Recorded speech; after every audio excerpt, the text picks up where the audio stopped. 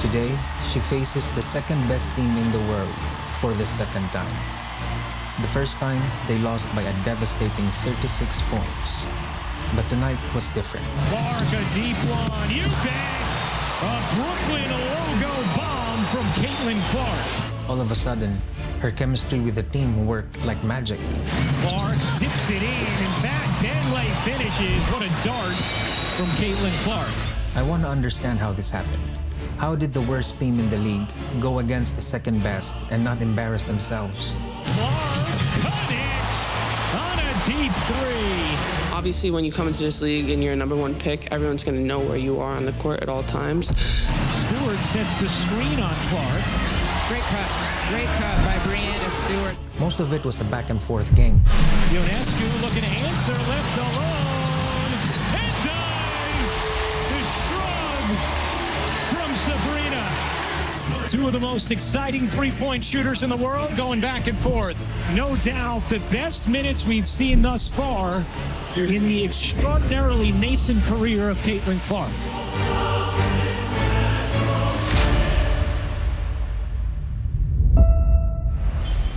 The lights are bright. It is maybe the basketball mecca of the world, and Caitlin Clark has been dreaming of this moment since she was a little girl. She hasn't lost 2 straight games since 2022. She's looking to avoid 3 straight losses. The Liberty brought in over $2 million in ticket revenue sales today, the highest in WNBA history. That championship's coming to Brooklyn! And they have sold out an arena of nearly 18,000 people.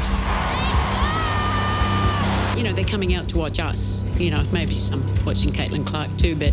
Vivid Seats estimates that about only 20% of this crowd are Indiana Fever people. I have fun playing this game, and I think that needs to be my focus through the course of this year. Is just like have fun. That's when I'm at my best too, and that's when I was at my best in college. I think tonight overall was just a better indication of exactly where we are.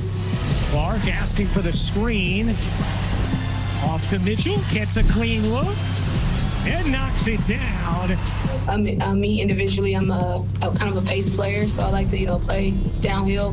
Knowing that I got, 22 alongside me, get the ball up the floor, and, kind of get to where it can get. How about Clark cutting between the double? Kelsey and Caitlin are a problem. And Mitchell cashes in. Their speed is unbelievable. Kelsey Mitchell got injured at training camp, so this was her first game. Kelsey Mitchell was the player who led the Indiana Fever in scoring a season ago at 18 a game. Caitlin's passes were flawless. Nice look from Clark, and Smith lays it home. 3 assists already in the quarter for Caitlin Clark. But here comes the enemy. Ionescu reigns in a 3. Jones connects. That's what you do! Stewart will put up the 3, and hit. The Fever led by 1. I think I was just more active. I think I was cutting harder, setting up screens harder, got a few backdoor cuts for layups. Clark able to bank it in on the drive. I just think we're playing a lot faster in transition. Clark flinging it down the floor beautifully, and Smith lays it in. This is the best we've seen Indiana early in a game, both the team and Caitlin Clark here. Here's Mitchell. An all-star a season ago. Mitchell flips it up short, and Jones able to collect it. New York trying to move swiftly. Ionescu underneath. Stewart able to save it, but Mitchell comes back for the steal. He stepped out of bounds. Big difference from the first 2 games and the start of this one here for Indiana is just the presence of Kelsey Mitchell on the floor. Clark has the pass stolen by Vandersloot. He's trying to get it to the corner. There's Clark knocking it away. How about this pace in the early going? It's terrific. So it was a pretty fast game out there tonight. Clark connects on a 3. That was their game plan, was trying to push pace as much as they could, and we like that. Mitchell racing inside, denied by Stewart. Jones one-on-one with Boston. Jones separates and finishes. Stewart deflects the pass from Clark. Here's Yonescu, deep 3 is good. Sabrina Ionescu with her 3rd 3 of the quarter. A touchdown lead for New York. Then the lead blew up to 7. But that only made Caitlin more aggressive. Elijah Laney was one of the best defenders in all of the WNBA, picking her up strong. Here's Clark, and that's going to be an offensive foul. Used her hand to separate. She also told us, right, she's going to learn how to use some of that aggressiveness against the defenses. Backdoor, Clark lays it in as she loses Lainey Hamilton. Ionescu again. She was left alone in the corner. Sabrina was wide open. That's just unacceptable. I think just find a way to play some better defense there, but... Clark, she got another. Second three of the quarter for Caitlin Clark. Here's Clark turning the corner, lays it in. Clark, you bet, on a three. This has been a really good quarter for her. Right back to Clark. Oh my! A little bit too long for Clark, who was trying from 30 plus. Yonescu looking to answer, left alone, and does! The shrug from Sabrina. She's like, that's how you do it, Rook. Clark connects on a deep three. Two of the most exciting three-point shooters in the world going back and forth. Clark has 15 points. Yonescu has 12 points. I know at Iowa it was mostly, if not all, charter flights, but just how are you anticipating commercial flights this season? It's just different, obviously, from college. Like, you go, like, you can just put your bag on the plane and hop on the plane and then you're off, but, like, you're waiting at baggage claim. You got to go through the normal security with everybody else. Upgrading travel has been a sticking point for players over the years, including its most recent CBA negotiations in 2020 that made sure all players will be seated in premium economy cabins. What?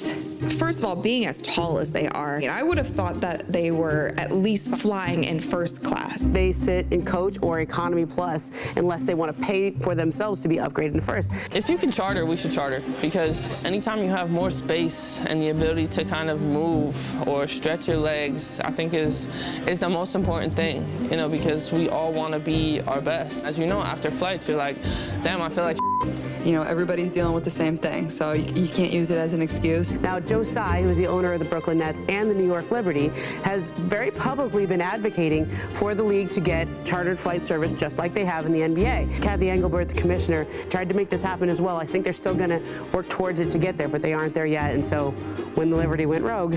When the Liberty broke the CBA rules by flying their players charter in 2022, the league slapped them with a $500,000 fine, which was reduced from the earlier plans for a $1 million penalty.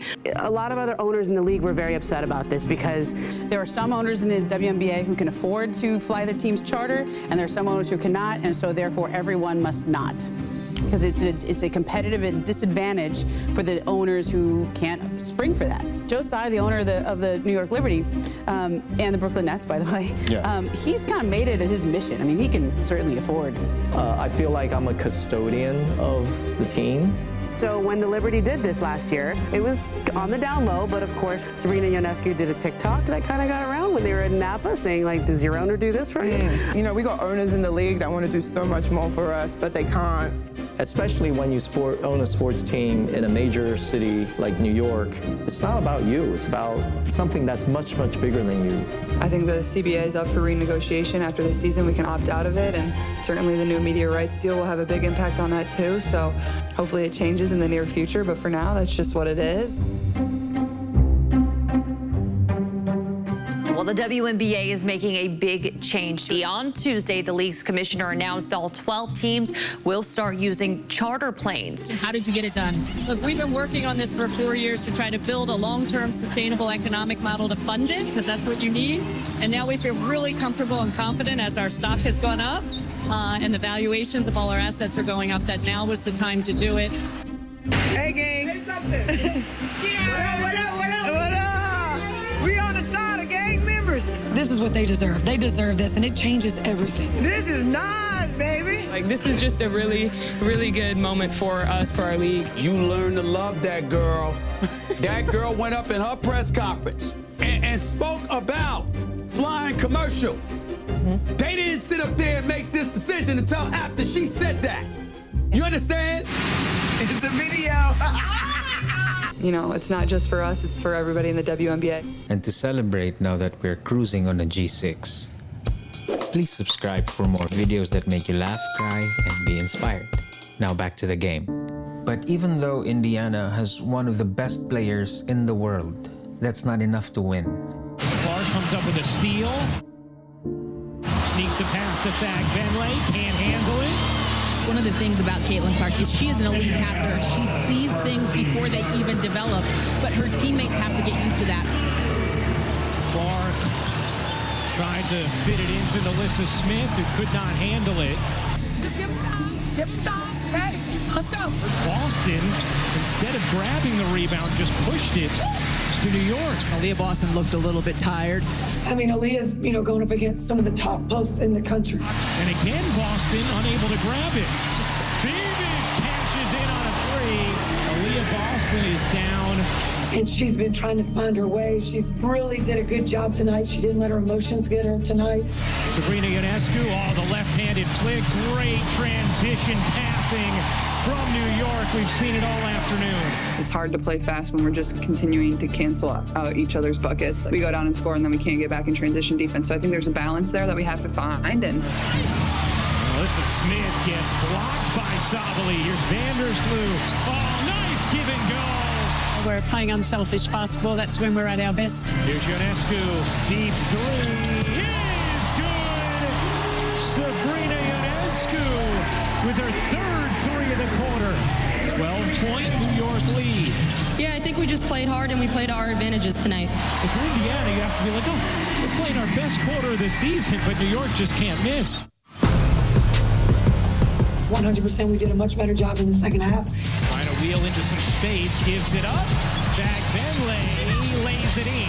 This is a young team that has only played 2 games together before, but when they flow like water. Clark zips it in, and back Benley finishes. What a dart from Caitlin Clark.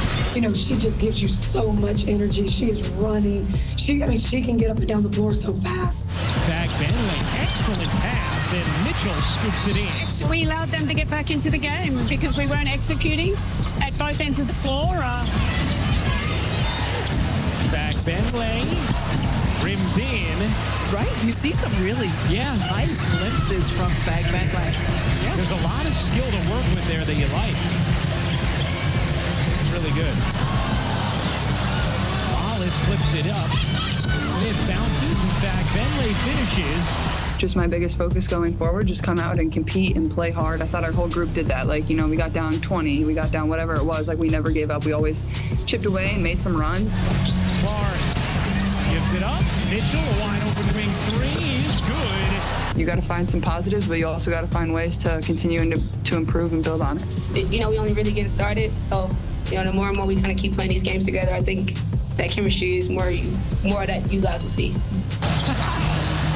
Bring around the Rosie. I mean, look at this. And a nice screen by Boston, just navigates the left. He doesn't finish with the left, but that was pretty. And as for Caitlin, the beast inside her was unleashed. Clark will lay it home. The buzz and just the eyes that Caitlin has brought from Iowa now to the WNBA is going to be a collective win for all. Now she knows how good she can be.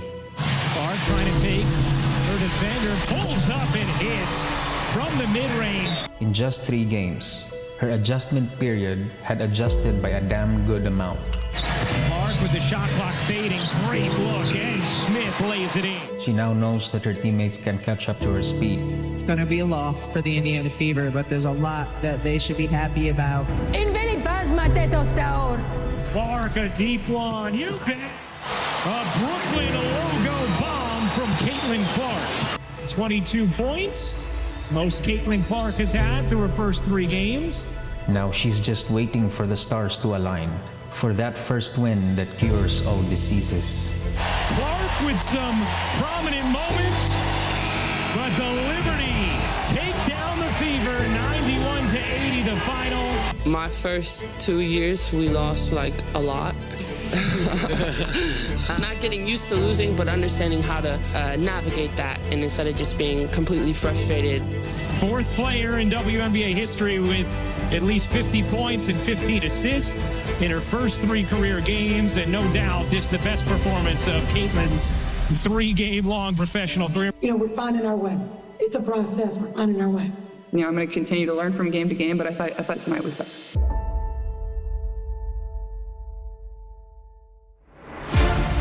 With the 14th pick, the Seattle Storm select Nika Mule, University of Connecticut.